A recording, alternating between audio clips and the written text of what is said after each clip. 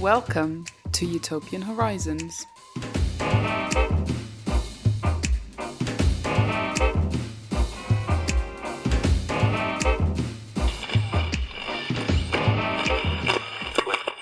Hello and welcome to episode 11 of Utopian Horizons, a podcast about utopias real and imaginary. This episode is about the film Blade Runner. I think when Blade Runner 2049 came out, I tweeted something saying I should probably try and release something Blade Runner related to, capitalise on the interest in it in some way, but that's something I didn't do. But Troy, who is very kindly one of my Patreon subscribers, suggested that I should do it anyway. So here I am, a mere, 3 months or so after Blade Runner 2049 came out with something Blade Runner related. This is about the original Blade Runner, by the way, not Blade Runner 2049. So joining me to talk about the film is Professor Will Brooker. He's a professor at Kingston University, and in the past he's edited a book about Blade Runner called The Blade Runner Experience. Obviously, Blade Runner is an incredibly influential film when we're thinking about dystopias as well. It's particularly influential in terms of its dystopian vision. I think aesthetically, visually is particularly influential.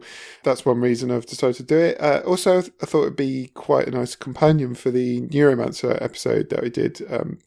Neuromancer and Blade Runner being the two kind of founding texts of cyberpunk. So hopefully it'll work as a nice companion episode to that.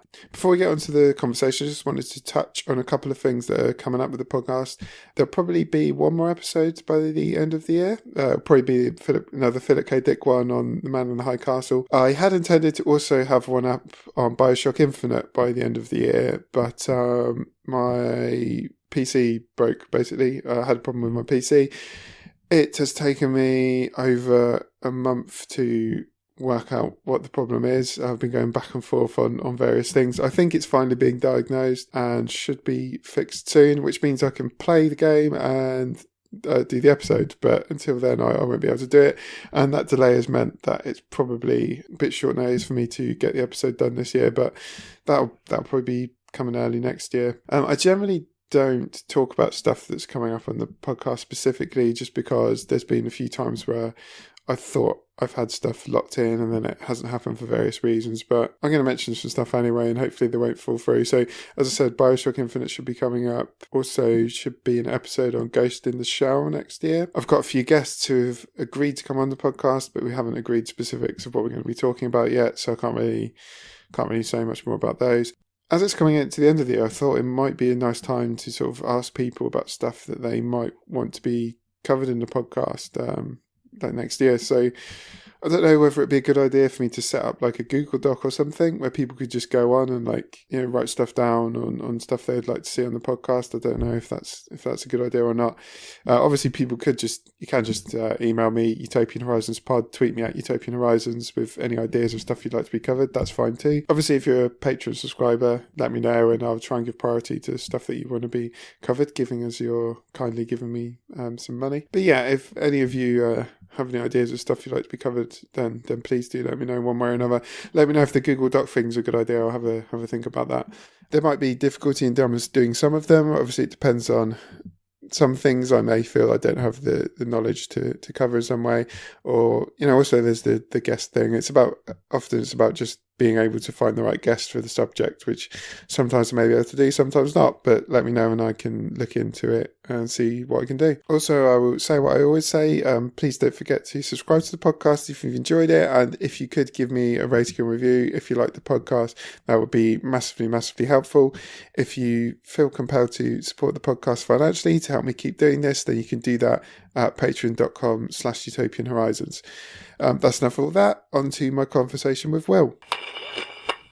Joining me now is Will Brooker, Professor at Kingston University. Thank you very much for joining me, Will. You're very welcome. And the subject he's joining me to talk about today is the 1982 film Blade Runner, directed by Ridley Scott and based on the Philip K. Dick novel Do Androids Dream of Electric Sheep. I should probably talk a little bit about versions. Anything I will be referring to will be from the director's cut, because that's the only version that I've seen, but obviously there are quite a few different versions of Blade Runner. I just wondered if that's something you might want to talk a bit about first, Will, because I know that you've written about Blade Runner, its various different versions, sort of beyond just the technical details of what bits are in what films. Well, there's the director's cut is 91, I think, and I believe the final cut is 2005. But I think fans will be able to make distinctions between them. They're pretty similar compared to the 82 cut. I think they're actually far superior. Anything beyond the director's cut, I think, is an entirely different film from the 82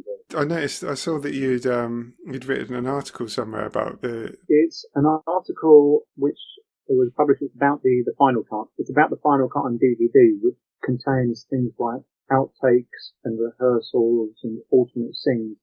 Really what I was writing about there is the idea of how we remember things and how that ties into the plot of Blade Runner and the ideas within Blade Runner, like when Ridley Scott, in every cut, I think it is, playing around with sound and vision. For instance, with Rachel's photograph that Becky picks up, which moves very, very briefly. And I think if we're watching that in the cinema, we might wonder what we've seen. And there's first scene where Holden is interviewing Leon. There's a line which is slightly different from when Deckard replays it on his car stereo when he was driving around. So that's at least 2 points in the original film where I think we're encouraged to wonder if we heard right and if we saw right. So the film is about memory in many ways. Yeah, obviously that's something we can come on to talk about in detail, I think. Could you tell us a bit about just how influential this film has been? I say it is probably the most influential science fiction film since French Metropolis, which I believe is 1927.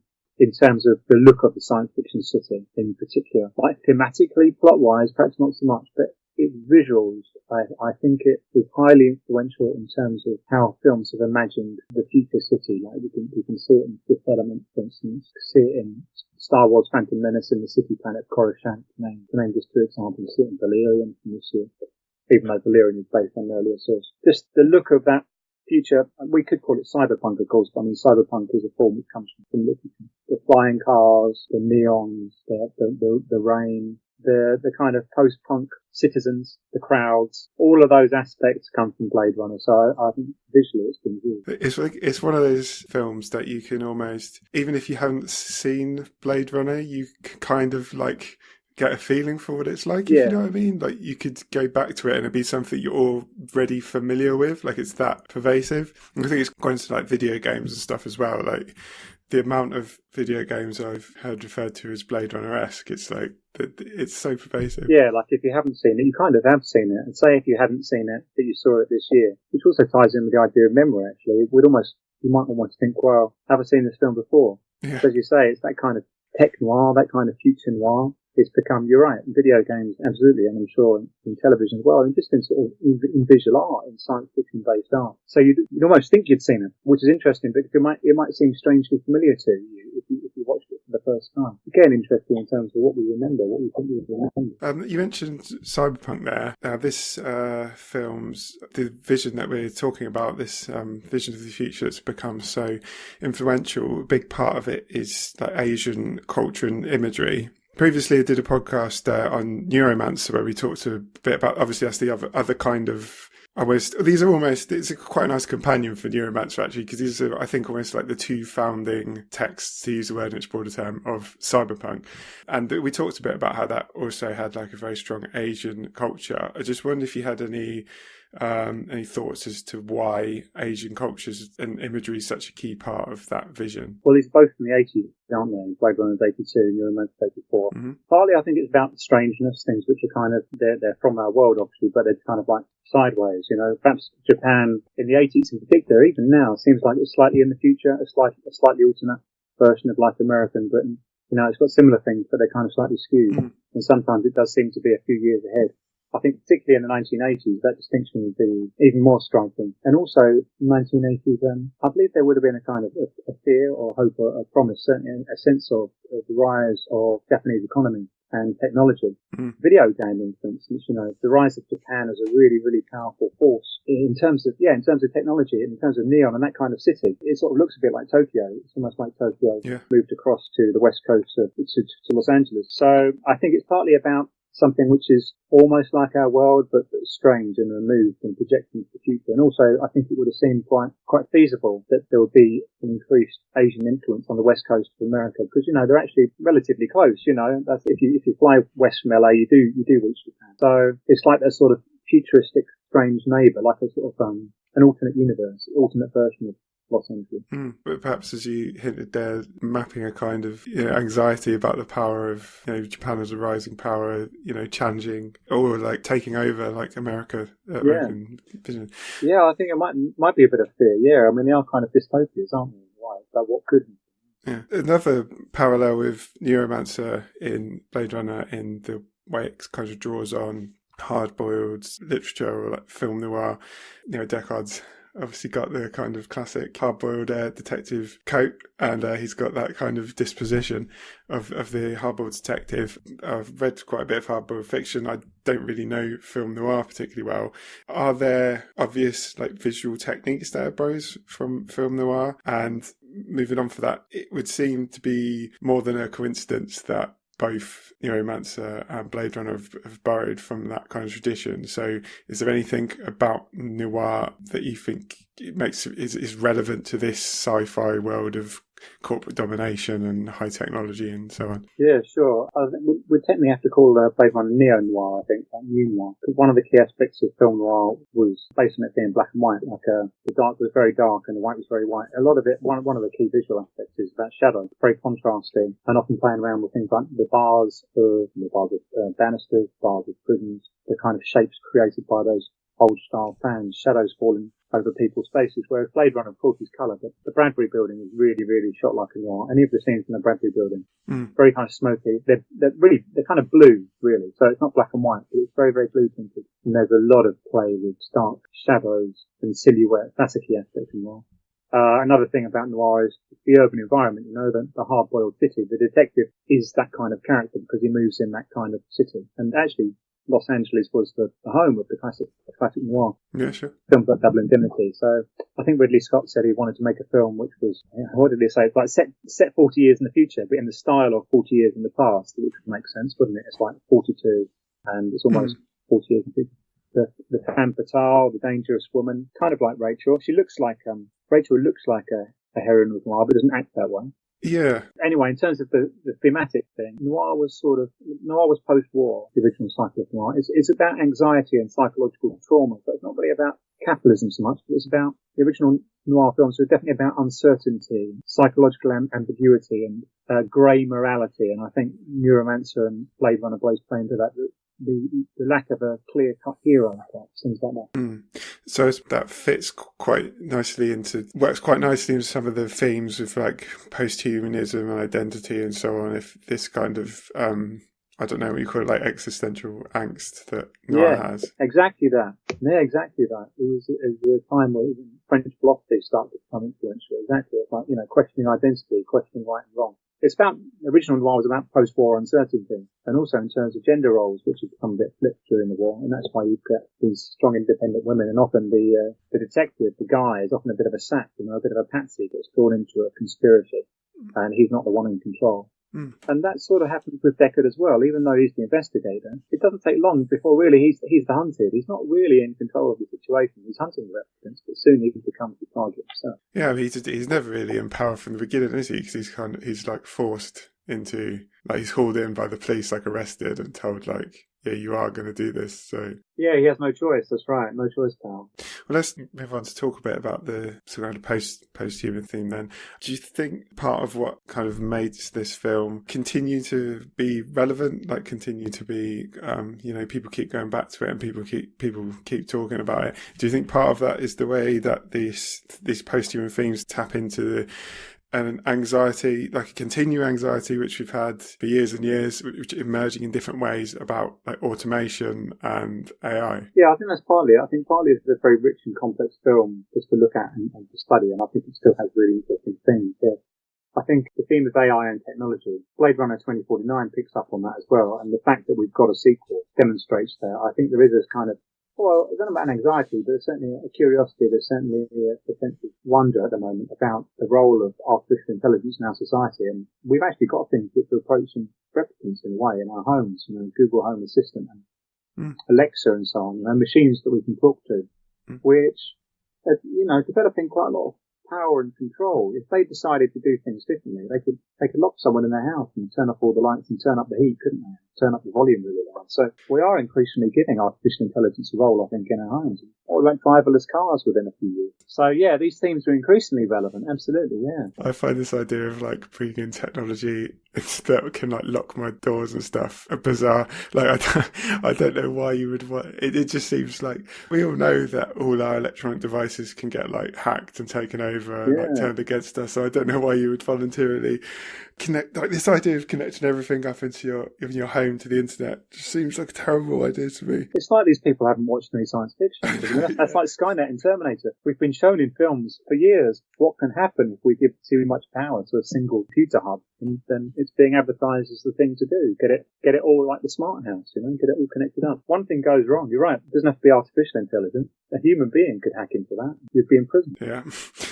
So with the Nexus robots in the film, so I expect most people have seen this film, but I'll briefly explain for anyone who hasn't. The film is essentially about there are robots like Nexus androids, effectively, that are very difficult to distinguish from humans. They look like humans. They generally behave like humans, and they are used as slaves for like dangerous tasks off-world. And occasionally, some of them go rogue and try to escape, and then people, Blade Runners, as the type of the film, are tasked with hunting them down and killing them, which is what happens in this film. There's some Nexus robots that have gone rogue, and the main character, Deckard, played by Harrison Ford, is tasked with hunting them down. So how do you think the film wants you to feel about the Nexus robots in this film? Because sometimes I felt it was pushing in different directions on that. Well, Batty is very charismatic. I think it's hard not to kind of feel captivated by Batty. Roy Batty, played by Rutger Hauer, is the leader of the replicant gang. But they're very glamorous, they're very powerful, they're very athletic, they're kind of acrobatic. They are the most striking, if you compare them to humans, like Deckard's boss, the cop Brian. They're very, very glamorous. A lot of the humans we see are pretty dull. So it's certainly hard not to admire them. I think our eyes are certainly on them when they're on screen. Well, I think the film is kind of asking us, like we said about noir, who is right here? Who's the hero here? Is Deckard the hero? Deckard's pretty violent and brutal himself, and he's hunting people down. Well, they're not really people, and that's the question, isn't it? Yeah. Is he retiring robots, or is he killing people who have sentience? Is he brutally killing a woman by shooting her in the back from behind as she's running through a glass window? Things like that. So, we ask, who are we really rooting for?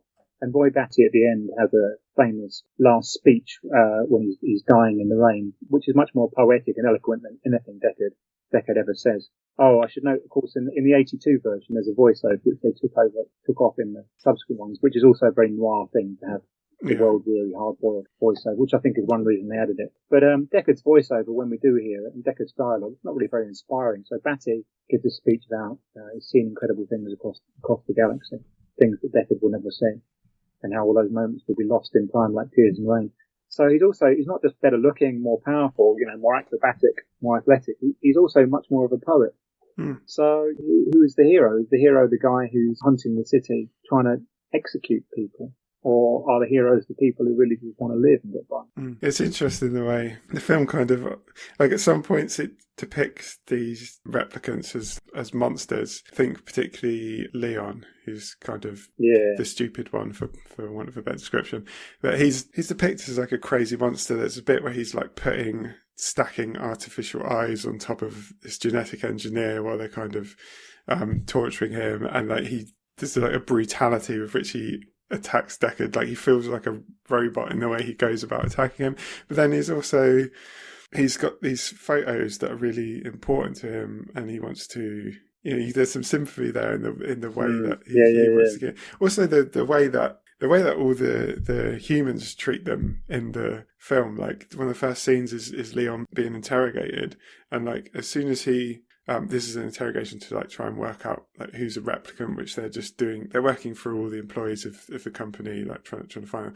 But as soon as he comes into the room, the guy is kind of like dismissive of him. You know, he's just trying to do this test, and it's like Leon tries talking to him, and he's like he doesn't treat him like a human. For all the humans in this film, I think pretty much don't interact with anyone else in a human way. The replicants, even though we see them being like at times murderous and kind of scary, they're also the only ones who act like humans, I think. Apart from perhaps JF Sebastian, who's like is the one perhaps human who's not horrible. Yeah, there's a number of ideas there. You're right that Leon isn't glamorous. I've forgotten about Leon. Leon is, he's the dumb one. He's just the kind of worker. There might be a sort of class thing in there that, sure. Leon is working class, and it's like the reason the interrogator Holden treats him bad is because he didn't know what a turtle is, So he's getting frustrated. I guess to be fair, Holden, the interrogator, is a working man too. He's a cop doing a job, and I guess he's done loads and loads of interviews that day and getting frustrated with it. But Batty and Chris and Zora clearly have some affection between when Roy Batty is breaking Deckard's fingers, he says this is for Zora and this is for Chris. So clearly the robots, the replicants, have loyalty and maybe even love between them. Whereas Deckard, he's like divorced, and he says his ex-wife called him sushi, cold fish. So he's a cold character himself. Doesn't have friends. He's a human being, has no mates. Yeah, there's also as you mentioned, the job that Deckard's being asked to perform is kind of. It's not clear like how you should feel about it, or even how he feels about it. I think the most obvious one is that I can't remember her name, but the replicant who's doing the dancing with the snake. Oh yeah, Zora. Yeah. Zora, sorry, yeah. So, I mean, he kind of talks his way into a dressing room, pretending to be like an artist representative, something worried about her exploitation. And you've got this fake concern of the supposed good guy with this woman who's kind of screwing up her face, like he's acting like he cares, worried that she's exploited. She's kind of got this look like, of course I'm exploited, like, can't you see? And obviously she's always been exploited. She's been, as an extra, she's been a slave. But like the scene where she's escaping, like you can see, the fear in her face as she tries to get away. And as you said, Deckard like shooting her in the back. I think it's perhaps one of the most obvious scenes in the film when you're being asked to like question what's happening and the rights of what Deckard's being asked to do, and I think you see he's questioning it of it as well. I don't know if he's questioning it actually, but I think it's true. There's a lot of questions there for the audience, like about class as well and about gender, because she was a slave and now she's working as a stripper.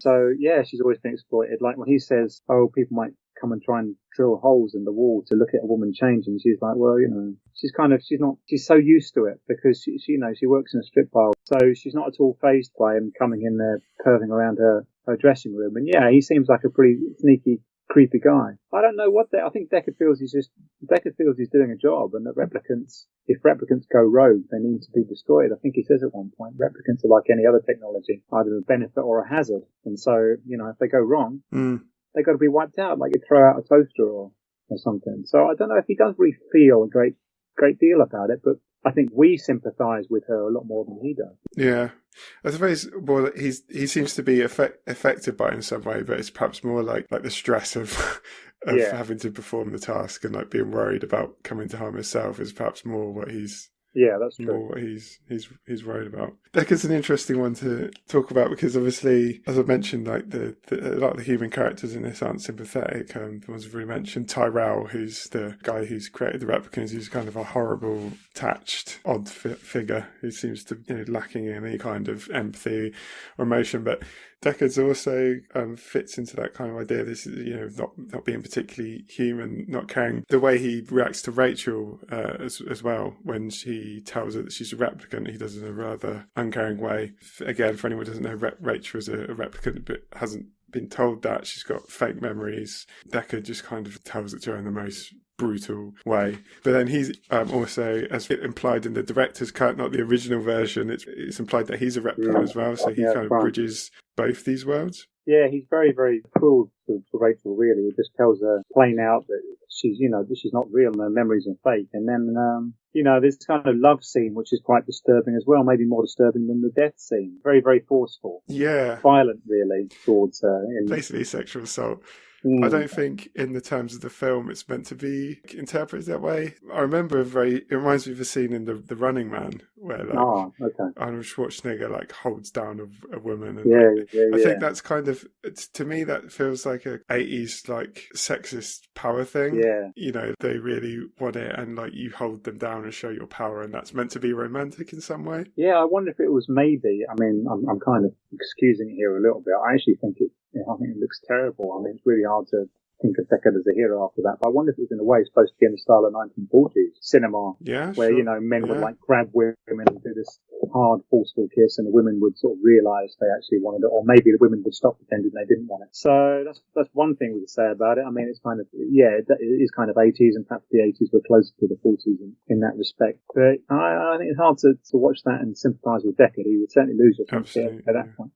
But in terms of the film, Deckard and Rachel are supposed to be in a romantic relationship. So, I don't know, but she's a robot anyway, so it's hard to know what to make of it. I kind of think if we watch it, it's almost like he's programming her to want it. He says things and she repeats them, so that's quite disturbing in that respect. Yeah, he's telling her what to say. Yeah, it's very disturbing. To me, I felt like the film wanted you to interpret it as a romantic moment, which obviously it's not. I think it seemed alright at the time. I don't remember any reviewers at the time picking it out, but times have changed, right? Yeah, thankfully. What do you make of the motive of the eye? Because that's something that appears a lot in this film. That's one of the first shots.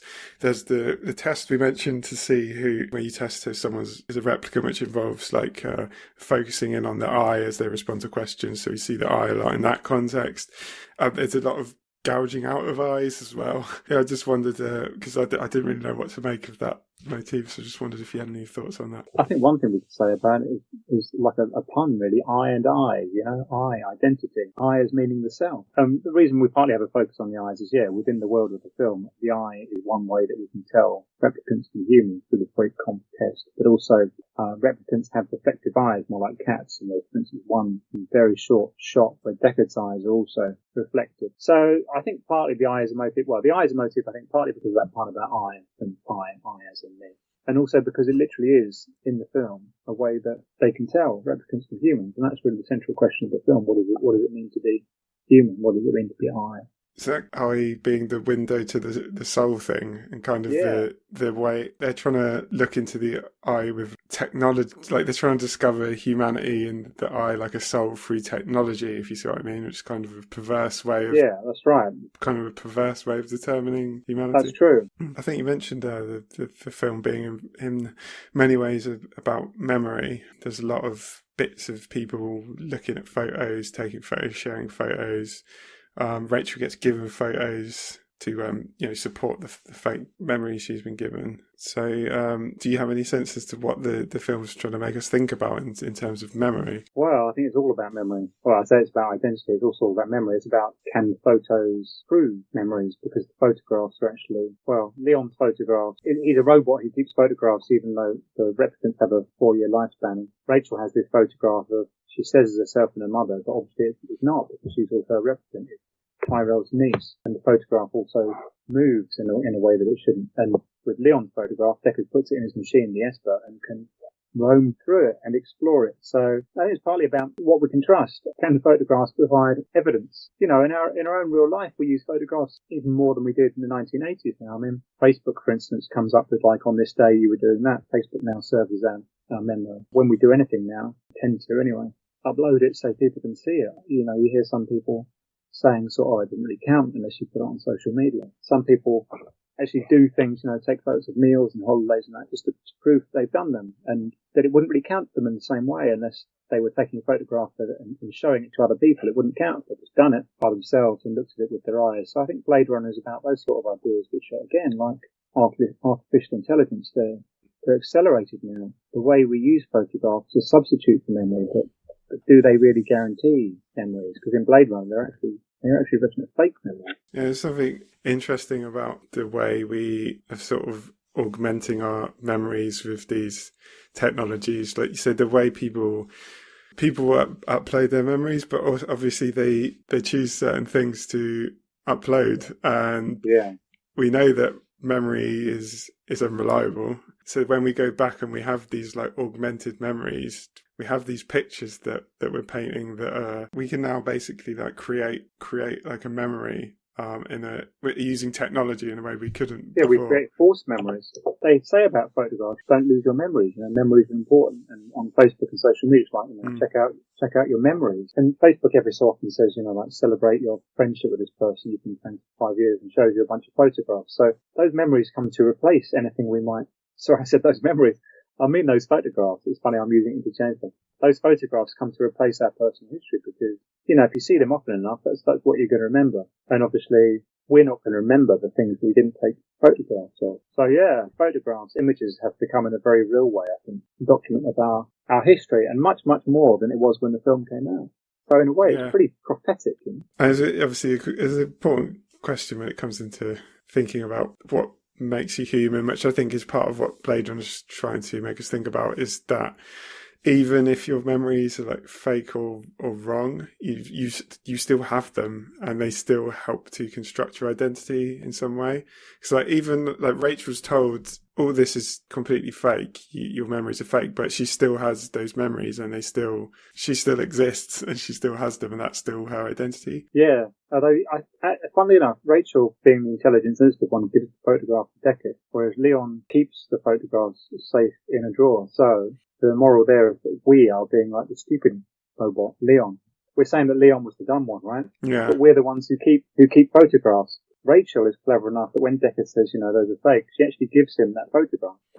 She must do, because he's the one holding it once she's left. So she doesn't seem to need it anymore. She accepts that photographs can no longer guarantee the past. But what we do is look at the photographs as they do, like stupid robot Leon.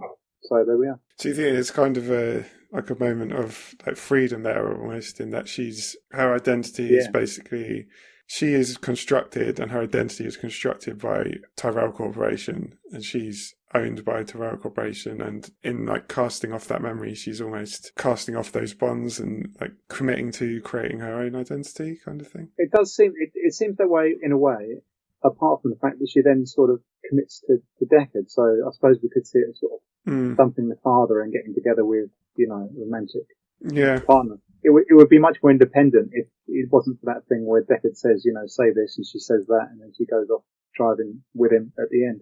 Yeah. So I suppose what we could say is she got to cast off, like in a wedding, like your father takes you up the aisle and marries you to a man.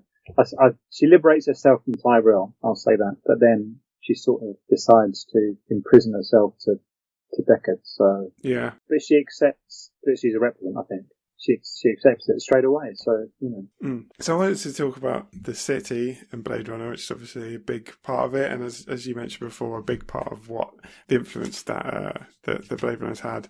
One aspect of it is it quite obviously dramatises growing inequality in a relatively obvious, unsubtle way. Like you have a big, lavish building of Tyrell, and then you have decaying, empty shell of a building that JF Sebastian lives in. I've forgotten the name of the building.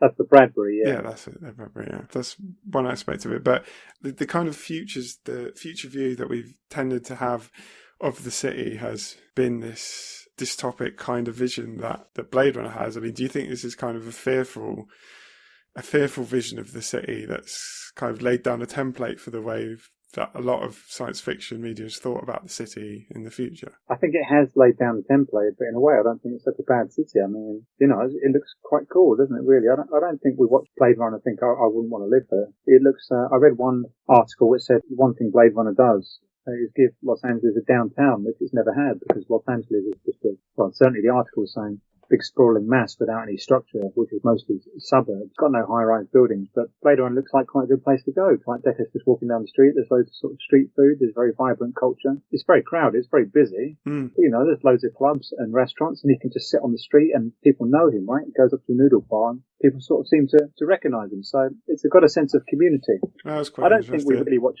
Yeah, we don't really watch Blade Runner and think, I wouldn't want to live there. Apart from the fact it's raining and busy, but and obviously it's got a lot of inequality. Yeah, I don't fancy living in JF Sebastian's house, but yeah. No, apart from that, no, that's true. It's interesting, I suppose, and I hadn't really thought about the actual LA and this kind of like this place of cars. Yeah, like you say, all spread out, like no community. Whereas, yeah, Blade Runner does have a kind of energetic, alive feel in parts. Well, it's not really anything like Los Angeles, that's the thing. I mean, it's called Los Angeles, but it was going to be New York at one point. The book is set in San Francisco, so it's not really like LA. LA doesn't really have that kind of towering building. But the Deckard's apartment isn't bad either, you know. Deckard's got his own flat. He's a lowly cop. He lives in a nice place. He's got a balcony. You can go out and look over the city. I think the city actually looks really exciting. And another thing they've got is flying cars, right? Yeah. I mean, people always go, what happens in the future? Where's my jetpack? Where's my flying car? Yeah, people still want them. They exist in Blade Runner. So actually, I think the city in Blade Runner, okay, there are rundown buildings, but a working class cop like Deckard actually has a pretty nice apartment. So I don't think it's so bad. What about? I do think that there are some scenes though that seem to kind of paint a fearful version of the city. So I'm thinking of the scene where I've forgotten her name again. Oh, Zora. Zora is running from Deckard. Like there's a lot of.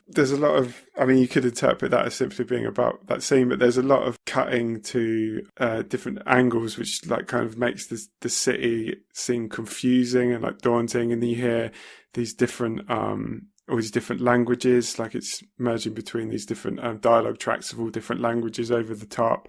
It's really, there's all these different angles and darkness. There's a few other places where it does that as well, I think, where not so much the quick cutting, but you'll get an angle where the kind of contours of the city are hard to interpret.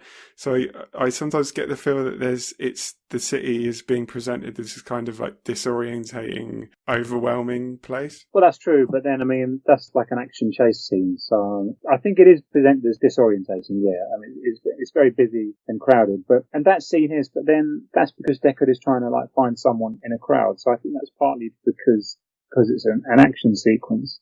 There's a sense of confusion for the audience, but then Deckard can find his way around very easily. They've got lots of different languages and cultures, but someone like Deckard and his partner Gaff can speak the different languages well enough, and they can understand them. So I think to the characters, it feels like home. Yeah, to us it feels strange, but I think to the characters in the city, it actually seems like a good environment. How do you read that climactic scene of Roy Batty dying and making this speech? There's obviously like a Christ motif there as well, like he's got a nail for his hand and lets the dove off. I wonder that how do you read that? Is it trying to say anything definitive about replicants or humanity? I think it's trying to suggest it. Yeah, I think one of the good things about Blade Runner is it doesn't really say anything definitive, but I think it's certainly suggesting biblical parallels there, and that Batty is a kind of an angel. Not a Messiah, but like Jesus, who came and moved among men and then was not appreciated, to say the least, and was crucified and then ascended again. It's like when a higher being comes among us, we're going to persecute and bully them. Like the Nexus 6, the replicants are kind of almost like, you could see them as the next stage in humanity. They're more human than human, Tyrell says. They're superior, actually. They're better than us. And how do we treat them? When they display any sort of independence or autonomy, we hunt them down, and we don't even call it killing, we call it retirement. So, yeah, I don't think it's being explicit, but I think Ridley Scott does this a fair bit in his films with messianic spiritual imagery.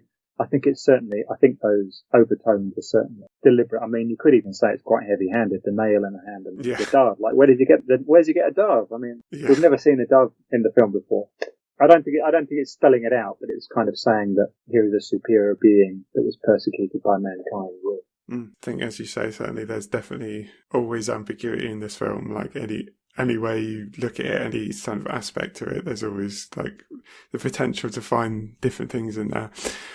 Final question. I think people might often think of Blade Runner as presenting quite a bleak, pessimistic version of the future. Do you see it that way, or do you think it has some kind of like utopian drive in it? I think it's kind of exciting. It looks like an exciting place. It would depend who you are, really, wouldn't it? I mean, this is an interesting question about dystopia. It kind of depends who you are. So like you were saying, for JF Sebastian, he's got an aging disease and he's living in a derelict apartment. For someone like Tyrell, he's living a life. Yeah. He walks around in a dressing gown and sleeps in a bed like a kind of pope in a pyramid. Yeah. Deckard and the cops are sort of in the middle, and the replicants would be doing fine and getting on okay, I think, and apart from the fact they're hunted down for being sort of for racial reasons in a way, because they're considered to be inhuman and they're treated like slaves. So I think this is going to be my answer to that and I would probably say that for all utopias and dystopias. It depends who you are, if it's good or bad. It depends on your class and your gender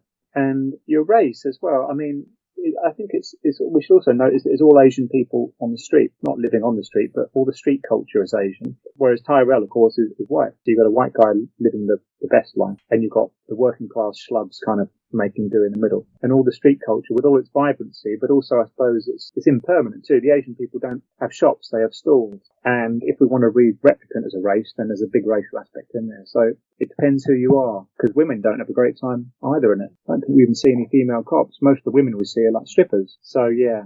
It's a utopia depending on your position, on your privilege. Yeah, well, people often say science fiction is about the present, so there you go, rich white guys. Yeah, that's right. Doing well, that's right. So yeah, that pretty much spells it out. Yeah. Okay, well, thank you very much for joining me, Will. Oh, that's a pleasure. Thank you for having me. Yeah. Is there anything you wanted to point people towards of yours? I edited a book called The Blade Runner Experience. Came out in 2006, I think. That's my main book on Blade Runner. If anyone wants to read that, you might find it interesting. Yeah, so there you go. If you're into Blade Runner, then check that out. Okay, thank you very much, Will. Thank you. Thanks a lot. So that's the end of my conversation with Will. Hope you've enjoyed it. Don't forget to subscribe to the podcast if so. And if you could take a minute to give me a rating or review on iTunes or whatever. I don't have too many, and it would be a big help. So if you could take a moment to do that, that would be fantastic.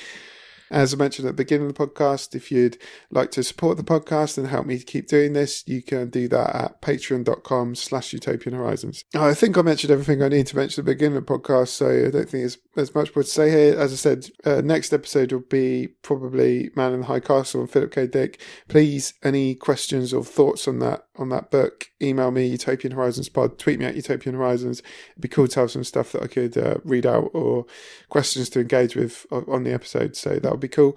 And yeah, let me know about stuff for next year. Let me know if you think the Google Doc thing will be a good idea. Next year we should be having Bioshock Infinite, Ghost in the Shell, some more guests that I've got slotted in, and stuff that you suggest to me, hopefully. So yeah, until the next episode, thank you for listening.